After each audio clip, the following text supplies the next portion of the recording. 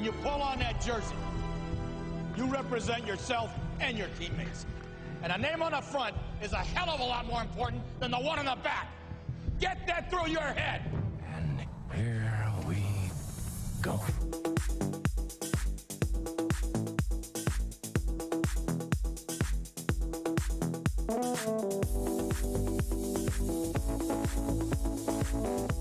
And it is no good. He missed it. Are you kidding me? The season can't end like that.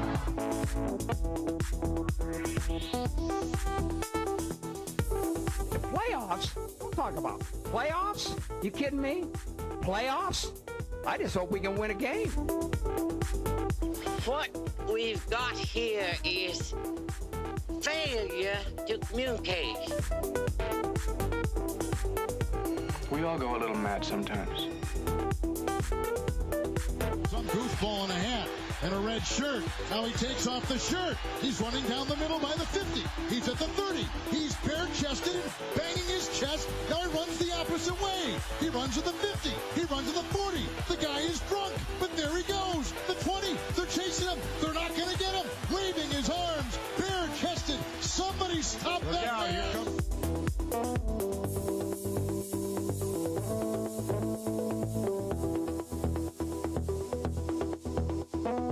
Happy Friday. Nobody ever tells me anything, so I'm going to try and tell you everything I know about the SFL. Good evening. Happy Friday. I'm your host of the program, Tyler Falk. Glad you could join us for another episode of NETMA. It's a Friday edition, so we won't have another show until usually it'd be Monday, but of course the SFL has games this Monday, so we will not be back on the air after this one until next Tuesday, like it kind of was this week. Short week for the program, short week for a couple of teams that had Monday games, and yeah.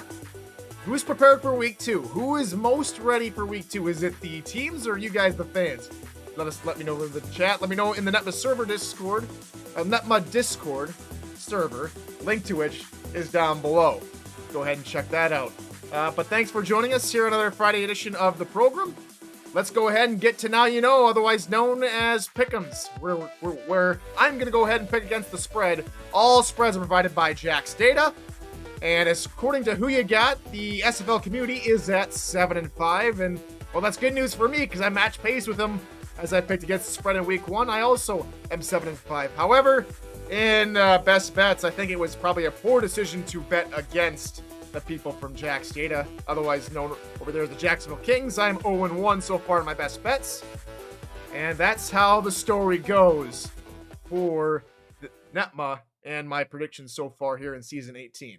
So let's go ahead and jump right into it, shall we? Week 2, first game on the docket, Saturday at 12:30 on Next Level, is going to be Lone Star in London, and I'm picking Lone Star to cover this 6-point spread because I did a little bit of history. The only time that Lone Star has faced London, Lone Star was in London in week 6, or not week 16, but season 16, week 5, back when London still had Angus McLean under center for their quarterback situation. But it looked kind of similar to how London plays their football games. Robert Merrill only had 5 rushing yards. Angus McLean was expected to throw the ball 40 times. Now, I think Pickler is a better quarterback than McLean and should do a little bit better against Lone Star, but I don't think by too much. If week 1's anything to go by, if you put up a good defensive scheme like Baltimore did, if you have the right personnel, which I think London does, I think Lone Star is going to have the capability of maybe covering the spread, but maybe even coming away with the victory or on the road across the pond in London. All right, game number 2, Tulsa, Las Vegas. That going on in bonus coverage on SFL Twitch at 105. Las Vegas have a 9.5 point advantage according to Jack's Data, and I think it's plenty of points for Las Vegas to score. I think Las Vegas is going to have their way with Tulsa. Tulsa's still trying to find their feet with the new rookie Douglas Brown at running back, and it just seems to me that, yes, they were able to hold Ashley Jackson to no passing touchdowns, but J.J. Moses had a really solid game. And if you're if you're Las Vegas, I think you're looking at what Scott Johnson did last week against St. Louis, 34 carries, 203 yards, and thinking to yourselves, I think Scott Johnson is going to have a similar game against Tulsa. So Las Vegas get my nod here in game 2. All right, game number 3, also on Next Level. Only 2 games on national TV this week, and this is the second one of them. Carolina, San Diego, both teams put up strong performances. San Diego came out with a victory over Florida. Carolina came off of a loss against Vancouver, and it's a 3.5-point spread. And I think that's way too many points for San Diego because I think this game is going to be decided by a field goal or less. So I think Carolina can cover this 3.5 spread. It's a very, very tight spread for these two clubs. After week 1, San Diego showed off their new offensive prowess. Carolina did the same exact thing. It's going to be a fun game nonetheless. This game, I think, is much watched TV if you're looking for something to watch that isn't your game this week, to see which of these two ball clubs and their new offensive schemes, how is that going to handle? Is San Diego's defense going to be up to the task against Carolina? How they were up to the task against Florida? Is Carolina up for a shootout in San Diego? I think they are. 3.5 points in San Diego's favor. I think Carolina can cover that. Okay. Moving on to game number 4, that is Los Angeles and Vancouver. Vancouver with a 7.5 point advantage, according to Jack's data. This game going on Saturday as well, 3:15 Eastern on SFL Twitch. And for LA and Vancouver, every single one of these games has been decided by 7 points or more. And the home team has always won in these matchups, including the last 4 matchups, which have been, of course, in these interdivisional rivalry games. And Vancouver has won both their home matchups. Los Angeles has won both their home matchups, obviously. But for Vancouver, I think they played really well against Carolina. I think they're going to play just as well as Los Angeles. I think Sully Richardson is a little bit turnover happy, and I think Vancouver do enough. I think they're able to score maybe 10 points over Los Angeles here in this one. Vancouver with the nod here in week 2 over Los Angeles. Game number 5 is Louisiana and Denver. Louisiana comes into Denver with their new 2-back set at 5:30 Eastern on SFL Twitch.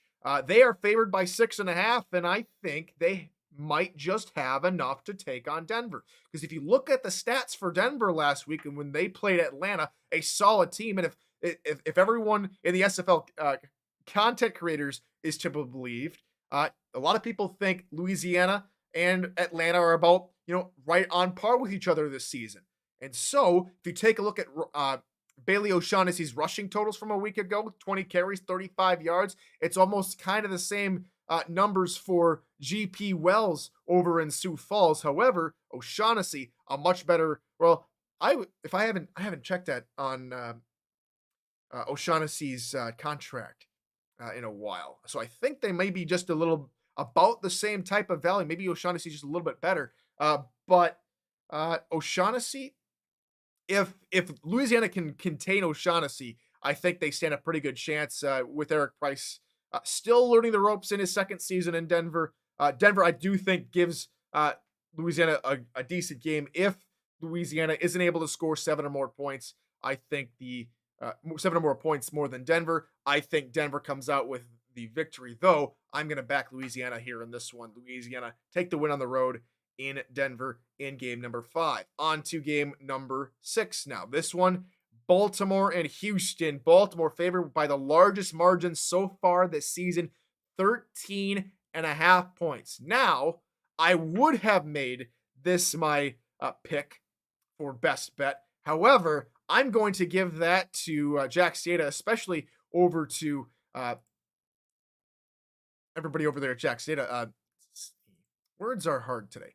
Jack Stata, again, reached out to me and said that, especially through Hunter Norwood, that is, said that, he dug up a lot of information, especially between Baltimore and Houston. And I'm just going to go ahead and quote Mr. Norwood. This is some interesting facts on Baltimore's matchup is that I've come across as I've researched. This will be their 100th game as the Vultures. Baltimore has scored 30-plus points in 14 of their last 16 games. They've scored 14-plus in 8 of 16 and 50-plus in 2 of those 16.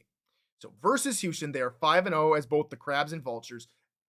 And as just the current iteration as the Baltimore Vultures, they are 3-0 with results being 52-22, 47-14, 50-14 being the three scores, with an average margin of victory of 30 points flat. If you add in the Crabs result, the margin of victory still stands at 23.8 points. And so it should be nearly a foregone conclusion for Baltimore. And I don't see really any changes for Baltimore coming into this game. Houston's going to have a lot to play for, especially if they want to get back into the win column. But I think Baltimore easily, just like Hunter Norwood's saying, I think Baltimore comes out with the victory in Houston. Okay, on to Monday's slate of games. And the games for Monday start at 5 o'clock Eastern. Jacksonville, Charleston. Charleston only favored by 2.5. This game going over on SFL Twitch. I'm back in Charleston. I think the defense for Charleston is going to put Jacksonville a little bit of a bind. And I think Jacksonville's offense is good, is much better than season 17. However, they're going up against a much more seasoned defense, accompanied by what seems to be a bend but not break offense, if you will. The offensive statistics for Charleston go as far as Charleston has only won one game in the series, that coming last season all the way back in week 12. So the matchup between these two clubs is really fresh in the minds of both teams. Charleston won that game 45-10 at home. If you look at the average margin of victory between the two clubs, it stands at about maybe seven points plus in each game. So I think 2.5 is maybe a little bit too kind to Jacksonville in this case. And so I think Charleston come out with the victory when they are playing in Fort Maluttery. All right, on to game number 8 of Who You Got. This is Sioux Falls and St. Louis. St. Louis favored by 6.5, going on at 5:20 p.m. Eastern over on SFL YouTube. For St. Louis, they have not beaten Sioux Falls in their franchise history, this going all the way back to season 8 in week 9 when they lost 38-10. For St. Louis, however, it's going to be a case of whether or not this rushing attack, not accompanied by Bill Cherry at fullback, Christopher Dean, new fullback there for St. Louis.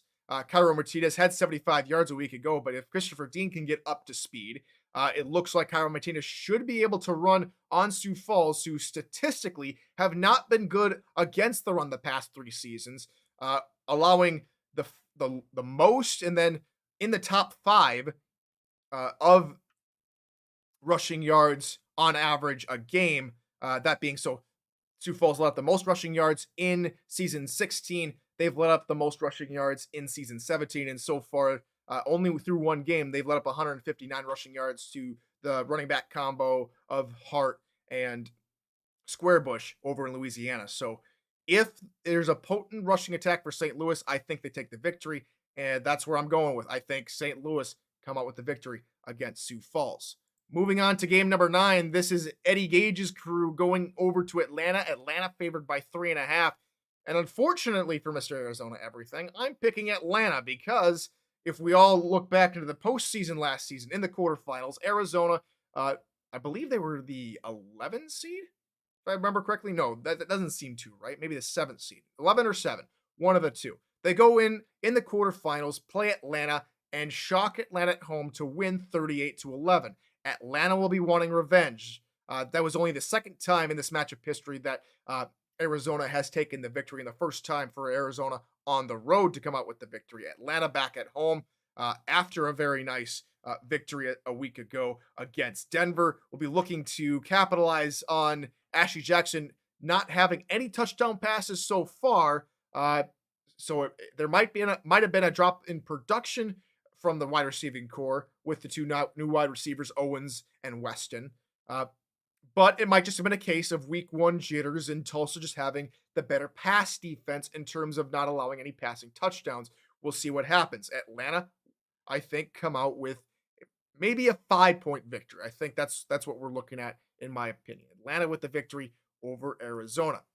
Moving on to game number 10, Mexico City on the road after a very nice road overtime win against Fort Worth. They play a limping back to home Queen City, who I think, just kind of like most of us, were shocked that Lone Star took it to Queen City 35-17 in week 1. Mexico City has just won the most recent matchup between the two clubs, but they only have 2 wins against Queen City, one on the road all the way back in season 10. For Queen City, it's whether or not can they find their feet again, because ever since week 7 of the regular season back in season 17, they've looked like a completely different team. It looked like they were on a high going 6-0 to start off last season, and then they've gone and just lost. They've only won 2 of their last 8 games, and both those coming in the regular season, of course. Maybe 2 of 8, because you count one in the playoffs and one last week as well against Lone Star. So Queen City, I think, are really struggling. Mexico City, I think, capitalize.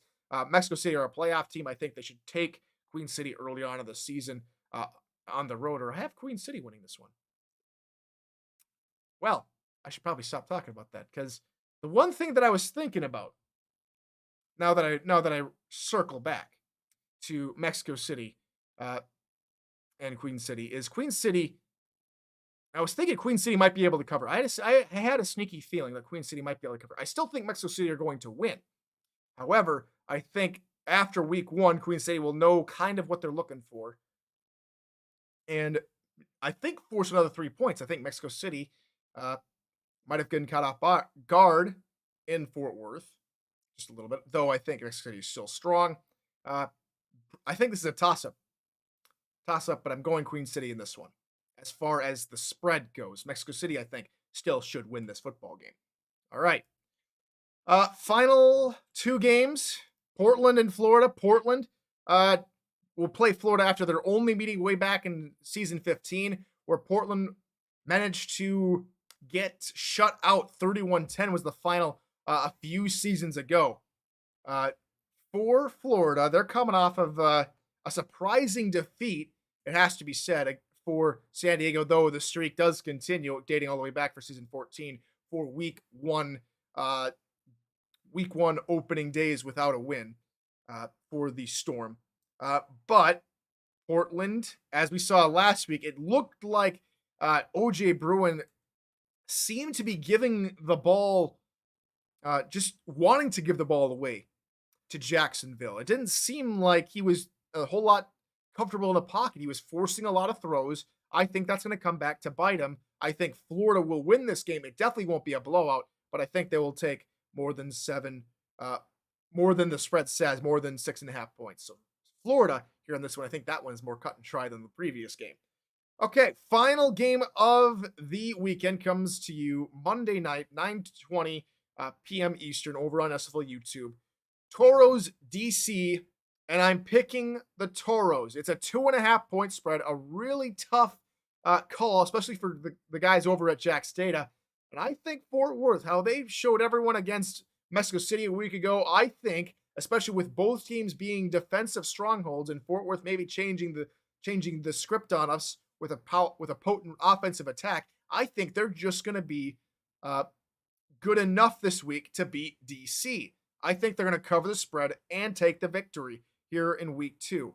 I think if the defense continues to show us promise like it did a week ago and not let up a 15-point lead or let go of a 15-point lead like they had, I think they'll come away with the victory against DC, though it has yet to be determined, as it's all to play for tomorrow, ladies and gentlemen.